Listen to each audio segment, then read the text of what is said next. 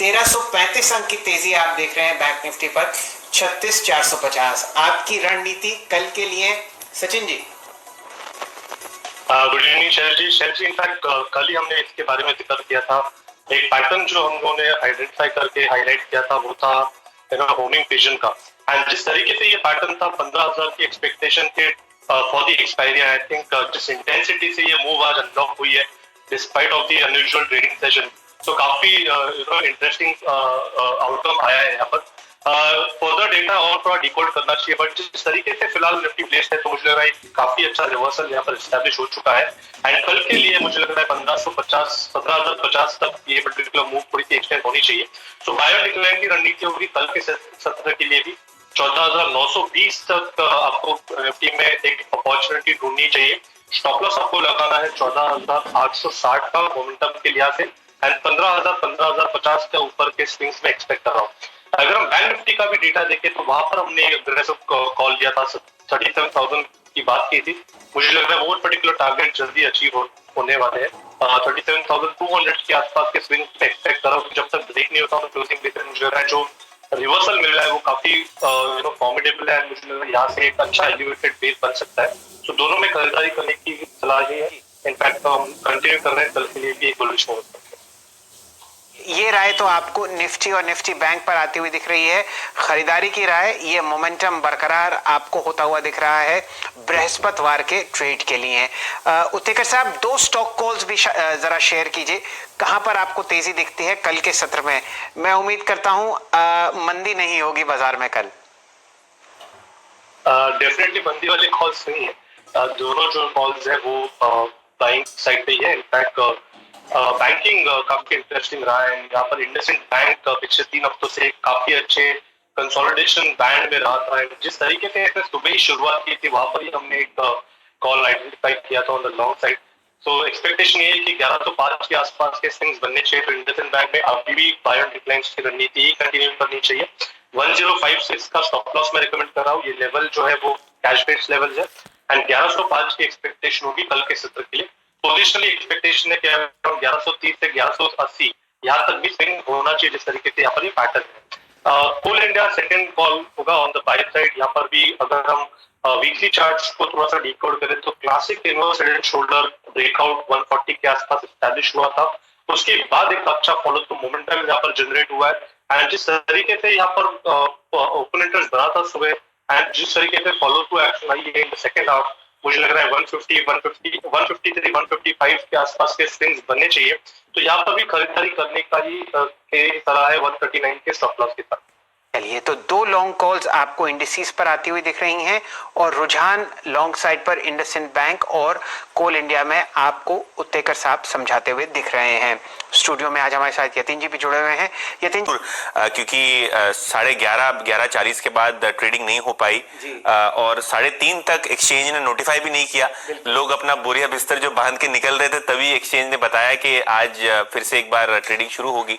और ऑब्वियसली जब मार्केट की शुरुआत हुई, इनिशियल थोड़ी बहुत सिस्टम स्लो होने के बावजूद मार्केट संभला और क्या रैली देखने को मिली है बैंकिंग शेयर्स में, खास करके निजी बैंकों में, जहां वित्त मंत्रालय ने एक नोटिफिकेशन जारी किया है कि अब प्राइवेट सेक्टर की बैंक्स के साथ भी सरकारी लेन देन होगी, वहां कारोबार होगा। पहले एक एम्बार्गो था जहां पीएसयू बैंक्स को ही अपॉर्चुनिटी मिलती थी फाइनेंस मिनिस्ट्री का कामकाज या सरकारी कामकाज के अंदर खातों का जो यूज होता है उसको लेके। अब प्राइवेट बैंक्स भी सरकारी कंपनियों और सरकारी जो दफ्तर होते हैं उनके खाते खोल पाएंगे, जिसके बाद एक बड़ी रैली प्राइवेट सेक्टर बैंक्स में हमको देखने मिली। दो स्टॉक्स जहां डीलिंग रूम्स अपना पैसा फोकस कर रहे हैं शैल जी, सबसे पहले है बजाज ऑटो, इसके बाद है भारती एयरटेल।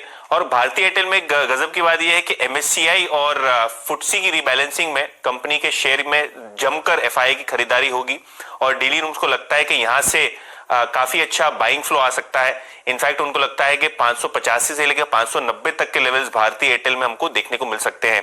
इसके अलावा कैनरा बैंक जो सरकारी बैंक्स में काफी अच्छा मोमेंटम दिखा रही है वायदे। चलिए, तो दो स्टॉक्स पर राय ले लेते हैं उत्तेकर साहब से। सचिन जी, कोई राय अगर आपकी बनती हो तो कैनरा बैंक पर 161 प्राइस, क्लोजिंग 1% ऊपर।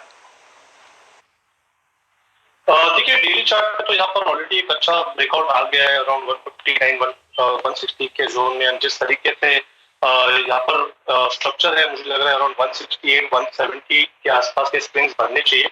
सो यहाँ पर थोड़ा सा मैं बुलिश बाय रखूंगा। इनफैक्ट 156 से एक इम्पोर्टेंट लेवल होगा। अगर इसके नीचे क्लोजिंग हो जाती है तो ही ये मोमेंटम डिस्टॉर्ट होना चाहिए, तो यहाँ पर बुलिश बायस कंटिन्यू होना चाहिए।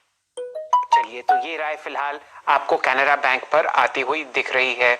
सचिन जी, कुछ आपकी सोच भारतीय एयरटेल पर भी हो? 640 621 22 में आपको आज बाय कराया था। देखिए 640 का टारगेट आज ही हो गया।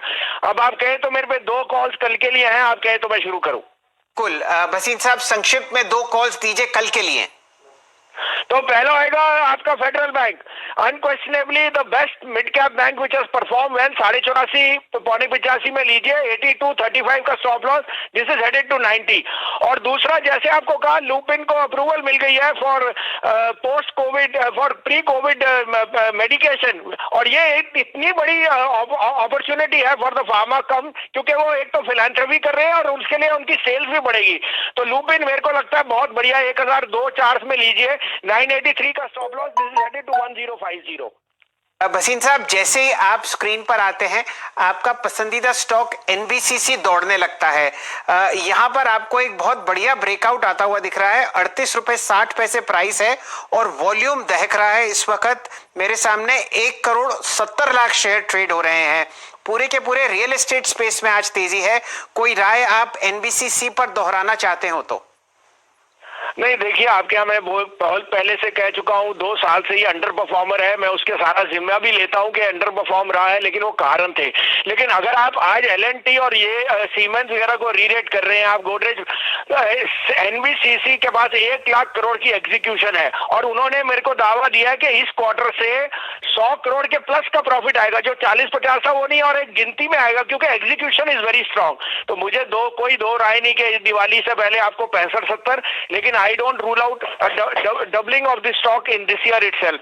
So as a disclosure, हमारे पोर्टफोलियो में, हमारे क्लाइंटों के पास ये बहुत नीचे भाव से भी है, ऊपर में भी। So I would not, आपको मैं सजेस्ट करूंगा कि सिप कीजिए। गोदरेज प्रॉपर्टी, एनबीसीसी और डीएलएफ बहुत बढ़िया प्लेस है, अलॉन्ग विद प्रेस्टीज एस्टेट। चलिए, तो फिलहाल आपको पूरे के पूरे रियल एस्टेट सेक्टर पर मोहर लगाते हुए दिख रहे हैं भसीन साहब, और एनबीएफसीसी आपके सामने फिलहाल 38.95 के आसपास ट्रेड करता हुआ दिख रहा है।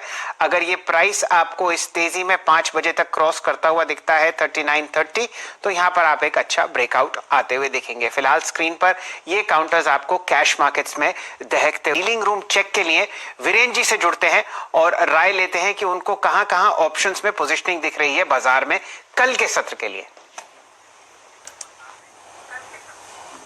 शैल जी, जहां अच्छी शॉर्ट कवरिंग आ रही है, और आई थिंक वो लास्ट स्टॉक मैंने जिक्र किया था, फेडरल बैंक अच्छा करता हुआ, मैं एक ट्रेड और लेना चाहूंगा और आई थिंक बहुत कन्विक्शन के साथ लेना चाहूंगा, और वो है नॉन बैंकिंग स्टॉक में। प्लीज डायरेक्टर साहब, एक बार आप कॉल लेके आइए नेक्स्ट मंथ की ग्रेसिम डॉट कॉल, करीब करीब 1260 की कॉल लेके आइए। अगर इसकी नेक्स्ट मंथ की कॉल आप लेके आ सकते हैं। यस, इस मंथ की ट्रेड करिए 6 रुपए पे, वो लेने का मतलब नहीं होता। 4650 पे ट्रेड कर रही है। याद रखिए, इसमें आपका लगभग 1 महीने का कंसोल्यूशन जो है वो इंक्लूडेड है। चंदन, आपकी राय, 4650 पे मैं ऑप्शंस लूं या फिर फ्यूचर लूं? मेरे को ऑप्शन ज्यादा लॉजिकल लेता है, क्योंकि मैं यहाँ पे रिस्क मैनेज कर सकता हूँ। 4650 पे है, मैं ख्याल से 15-50 रुपए, 15-20 रुपए का स्टॉप लॉस लगा सकता हूँ यहाँ पे, 30-32 रुपए का।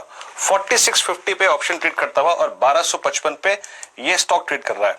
आपकी राय और इस ऑप्शन पे आपकी राय? 46 है प्रीमियम मेरे स्क्रीन पर अभी इस वक्त, और कन्विक्शन के साथ बोल रहा हूँ। जी बिल्कुल, देखिए मेरे हिसाब से परफेक्ट कन्विक्शन है वीरू, और उस कन्विक्शन को मैं डबल एडिशन देना चाहता हूं। काउंटर का जो कंसोलिडेशन ब्रेकआउट डेली चार्ट में हुआ है वो रिमार्केबल है। ऑलरेडी काउंटर अपने life time high, multiple years high पे और लाइफ टाइम हाई टेरिटरी में एंटर हो रहा है, तो जरूर इसको लेना चाहिए। आप देखोगे 1225 के स्टॉप लॉस है, कम से कम 1320 के टारगेट रहने चाहिए, और जो 46 रुपीज वाला गोल है, कम से कम 70 से 75 रुपए तक की उड़ान आने वाले 2 दिनों में और कल तक दिखा सकता है। जी हाँ, इस ऑप्शन पे नजर रखिएगा। उसके बाद आता हूं एक और ट्रेड पर, और वो है इस वक्त, याद रखिएगा, जो कि अच्छा कर रहा है HDFC बैंक।